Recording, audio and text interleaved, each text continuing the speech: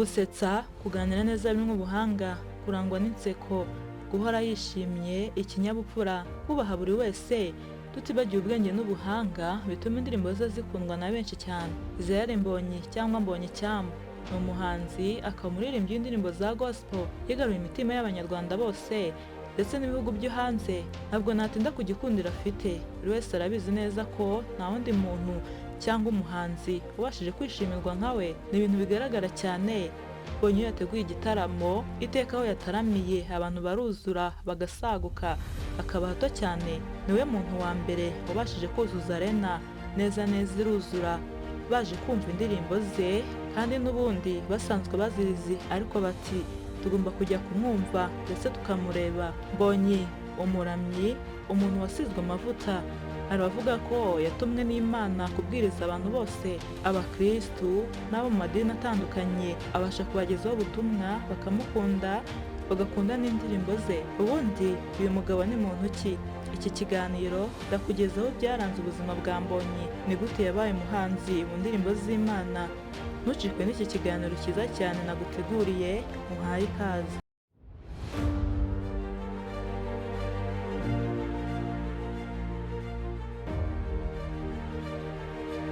Yavukiye muri Kongo mu mwaka w'1990. Ni umwana wa gatatu, akaba umuhungu wa mbere mu bana barindwi. Nyuma y'imyaka 5 umuryango we wimukiye i Kigali, gusa nyuma bitewe n'akazi ka papa we baje kujya i Musanze. Nyuma y'igihe kinini bagaruka i Kigali. Na n'ubu umuryango wa Mbonyi utuye i Kigali. Yakuze yumva azaba umupilote nk'abana bose, yize amashuri nk'ay'abandi bose.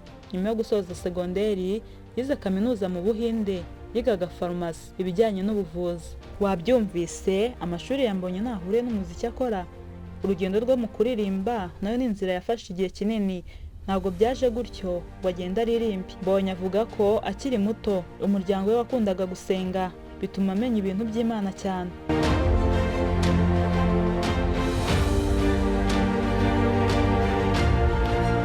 Ari umwana rero yakundaga kuririmba, agatwaza abantu za gitari. Igihe yabaga i Musanze yaje kwiga gucuranga, gusa mbere yo kwinjira mu ishuri bakoze ikizami gituma bazakomeza kwiga.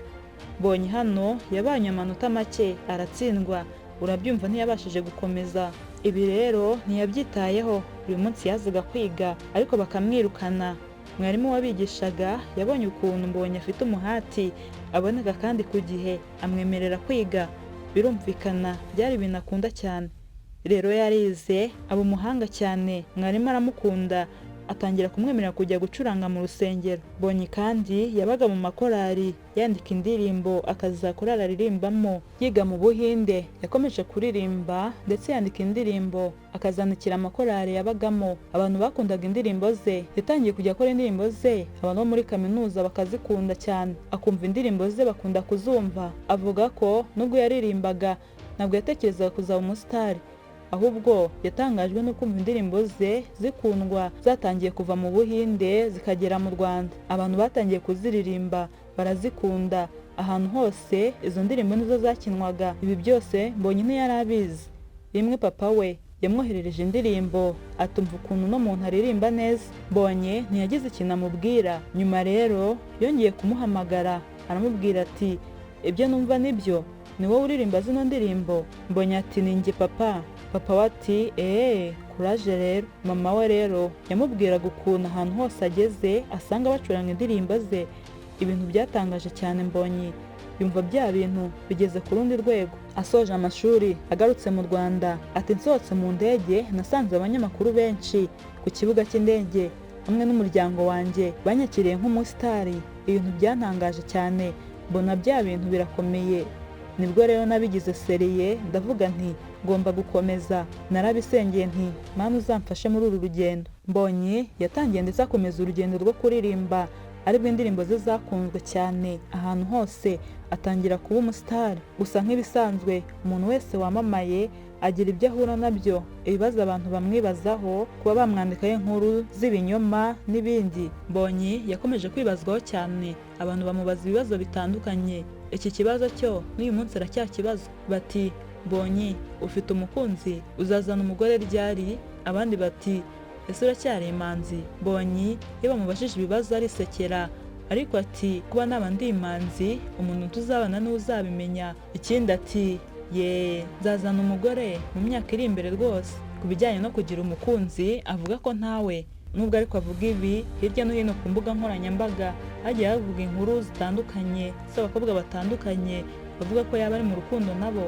Amafoto yagaragaye Mbonyi ari kumwe n'uyu mukobwa, abantu benshi bavuze ko uyu mukobwa akundana na Mbonyi ndetse ko benda kubana, bati babigize ibanga. Gusa Mbonyi nta kintu yatangaje kuri aya mafoto n'ibiri kuvugwa. Abantu barategereje na n'ubu ubukwe bwaraheze. Iyi foto kandi nayo yarabiciye, bamwe bati Mbonyi yaba ari mu rukundo n'uyu mukobwa, abandi bati rwose uyu mukobwa nta buranga bushamaje afite, Mbonyi rwose yaba yisondetse. Iyi nayo abantu barategereje, amaso yaheze mu kirere. Gusa nanone byagiye bivugwa ko Mbonyi yaba akundana n'umwe mu bakobwa babarizwa muri timu ye witwa Sara. Gusa nta gihamya cyangwa ngo umwe muri bo abyemeze ko bakundana koko. Bibaye byarabaye se koko uyu we yaba aberanye na Mbonyi? Buri wese afite uko yabivuga. Mu minsi ishize kandi abantu ntibabura kugerageza kwanduza isura ye. Ni inkuru nayo yakwirakwiriye, abenshi badatinya kuvuga ko ari ibihuha. Bati Mbonyi yateye inda umukobwa. Nubwo Mbonyi ntacyo yabivuzeho, ariko nk'uko afite abakunzi, abantu baramusubirije bati n'abantu bashaka kuzamukira ku izina rye bagatuka cyane abazanye inkuru nk'izo. Bamubajije uburyo ashobora gutambuka ku bibazo cyangwa ku nkuru ziba zamuvuzweho, ati ntacyo biba bintwaye na gito kuko mba nzi ko ntabyo nakoze. Mbonyi rero yagiye akora ibitaramo bitandukanye, yaba mu Rwanda, u Burundi, ibihugu byo mu Burayi, Amerika n'ahandi. Ibitaramo abantu bamwereka urukundo rwinshi, baruzura bakamena, ibintu bidasanzwe ku bandi bahanzi. Ni abantu benshi batandukanye baba bifuza kujya kubataramira mu bihugu barimo. Ubu nyuma yo kuva muri Kenya aho yataramye kakahava, yafashwe nk'umwami akigera muri Kenya, yakiriwe n'abayobozi b'igihugu, ibintu byatangaje cyane Mbonyi. Ubu rero aheruka Tanzania aho yakiriwe bikomeye. Mbonyi kandi nk'ibisanzwe arategura igitaramo gisoza umwaka.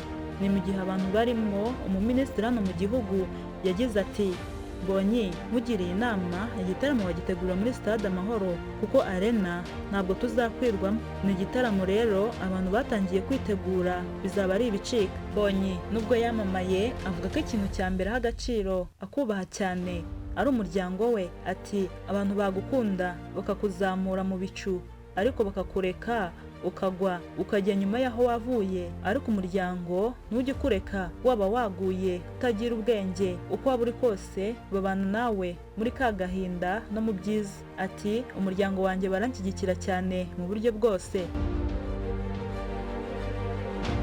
Ese Mbonyi n'iki kintu akora kidasanzwe gituma buri gihangano cye cyose gikundwa byihariye? Ni ikibazo abantu benshi bamubaza ndetse banibaza. Mbonyi rero avuga ko nta kidasanzwe, byose ni ukubera Imana, kandi yemeza ko nta kabuza hari impamvu Imana yamuhaye kuyikorera. Arongera ati iyo nandika indirimbo ngira impano yo kumva mfite amagambo akomeye, nayageranya akavamo igihangano cyiza. Ikindi kandi akenshi mfata amagambo yo muri Bibiliya nkayasanisha n'ubuzima busanzwe. Nshobora nko kuvuga wenda umusozi uri muri Bibiliya ariko nkawusimbuza umusozi wa hano iwacu twese tuzi. Kugeza ubu Mbonyi ni umuhanzi wa mbere ukurikiranwa ku rubuga rwa YouTube, aho ubu afite abantu barenga hafi miliyoni n'abantu 50.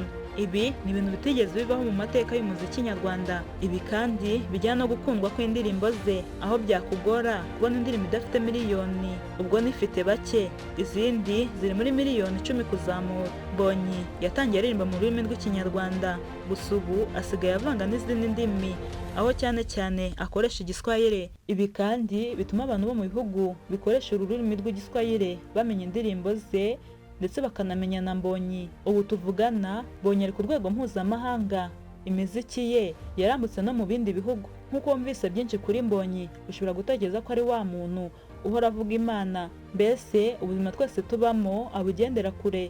Gusa ariko umufata waba waribeshye. Yakunze kuvuga ko nta muntu w'intungane ku isi, umuntu wese yakosa. Ati guhora wambaye ikoti ugendana Bibiliya sibyo bikugira umukristu. Arongera ati si byiza kwifata ukigira umukiranutsi, hamwe ubona abandi bantu ukabita abanyabyaha.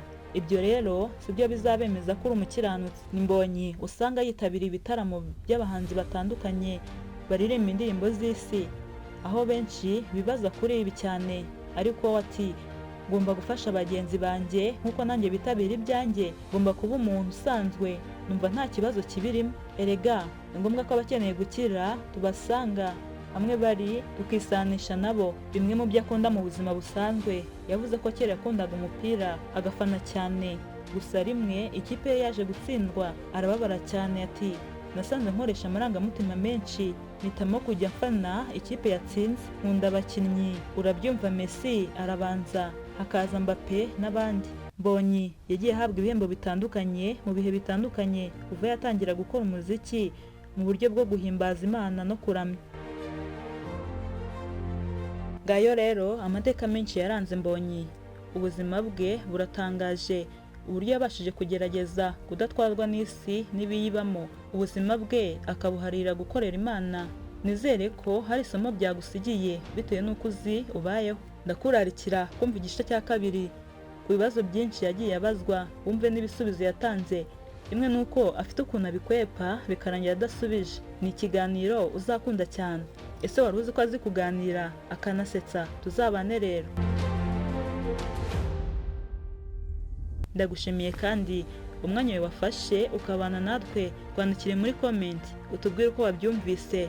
Ese ikiganiro wagikunze? N'iki se twakosora? Umwanya ni uwawe. Gusa like na share ni ingenzi cyane. Kanshimire byimazeyo wowe wakoze subscribe. Ubu niba warebye neza tumaze kuzura abantu 1000 barenga. Ibi rero binkora ku mutima cyane, avuga nti birashoboka, nta kidashoboka. Ni ukuri ndabashimiye cyane, kandi dukomeze dukore subscribe. Ndavuga wowe utwumvise bwa mbere, turi kumwe rero no mu bindi biganiro. Ibihe byiza, Imana ibarinde.